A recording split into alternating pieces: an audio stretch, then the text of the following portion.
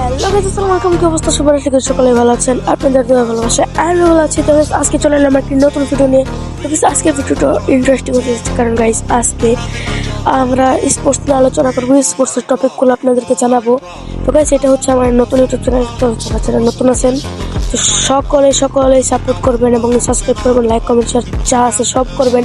একটু বেশি বেশি সাপোর্ট করবেন। তো গাইস, আজকে আমরা কথা বলবো ফ্রি ফায়ারের যেই FFWS টুর্নামেন্ট আছে এই সম্পর্কগুলো নিয়ে। তো গাইস, ফার্স্ট অফ অল তো তোমাদের সর্বপ্রথম দরকার হচ্ছে একটা গান চালানো। আশা করি বুঝতে পেরে গেছো কোন গানটার কথা বলছি আমি। M590 অথবা আপনারা অনেকেই বলেন ওয়ান শটার, আমিও বলি ওয়ান শটার আর কি, নামই বললাম M590, আবার অনেকে M590 বলে। তো এই গানটা তো আপনাদের সকলের ভালো চালানো প্রয়োজন। আর একটা ভালো একটা বর্নিং এর দরকার আছে একটি স্কোয়াডে।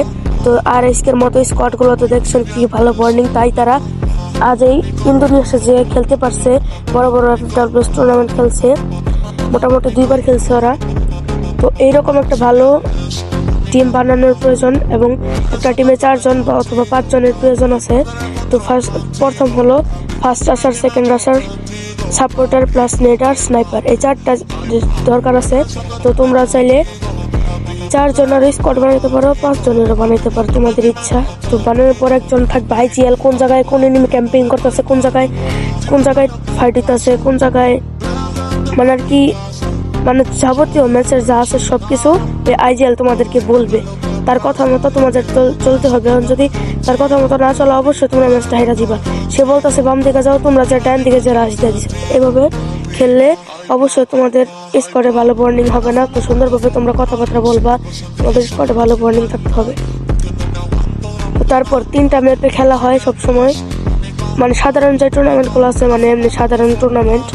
তো এই 3টা ম্যাপে খেলা হয়, পরগেটরি বা কালাহারি, বারমুডা, এই 3টা ম্যাপে খেলা হয় আর কি। আর বড় বড় টুর্নামেন্টে তো আরো ম্যাপ আছে।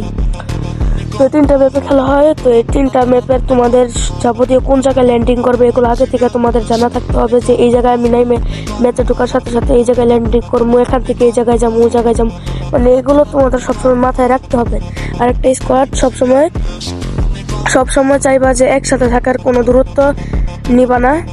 তো পরবর্তী ভিডিওতে আমরা জানাই দেবো তোমাদেরকে যে কিভাবে তোমরা একটা স্কোয়াডে ভালো বর্নিং তৈরি করবা, কিভাবে কোনটার ক্যারেক্টার স্কিল কেমন। তো আমি নিজেও সেকেন্ড রাশার মানে রোল নিয়ে খেলি, তো আমি তোমাদেরকে দেখা দিতে পারবো second rusher, first rusher, supporter, nader, মানে স্নাইপার, মানে যাবতীয় যত যা আছে ক্যারেক্টার স্কিলগুলো তোমাদেরকে ভালোভাবে পরের ভিডিওতে আমরা দেখাই দেবো। তো অবশ্যই তোমরা কমেন্ট করবা দেখতে কি তোমরা চাও নাকি চাও না। তো তোমাদের অবশ্যই ট্রোকান, ম্যাক্স7 আর MP40 বলে ওয়ান শটার, এই 3টা গানের সবসময় প্র্যাকটিস করতেই থাকবা। তোমাদের যদি আসলে ভালো কিছু করতে ইচ্ছা হয়, ওয়ান শটার অবশ্যই ভালোভাবে চালাইতে হবে। এবং ওয়ান শটারের সাথে তোমরা যে 2টাই শর্ট রেঞ্জের গান রাখবা তাই না, একটা লং রেঞ্জার রাখবা, একটা শর্ট রেঞ্জার রাখবা। তো 3টা গান সবসময় ভালো চালানোর চেষ্টা করবা তোমরা। তো আশা করি বুঝতে পারছো। পরবর্তী ভিডিওতে তোমাদের সবকিছু আরো ভালো করে জানাই দেওয়া হবে।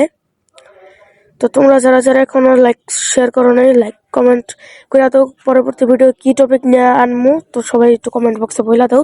আর ভিডিওটা ভালো লাগলে অবশ্যই চ্যানেলটি সাবস্ক্রাইব করে পাশে থাকা বেল আইকনটি প্রেস করে দিবা, যাতে আমার এই ভিডিওগুলো তোমার সামনে সবার আগে চলে আসে। তো গাইস, সবাই ভালো থাকবে।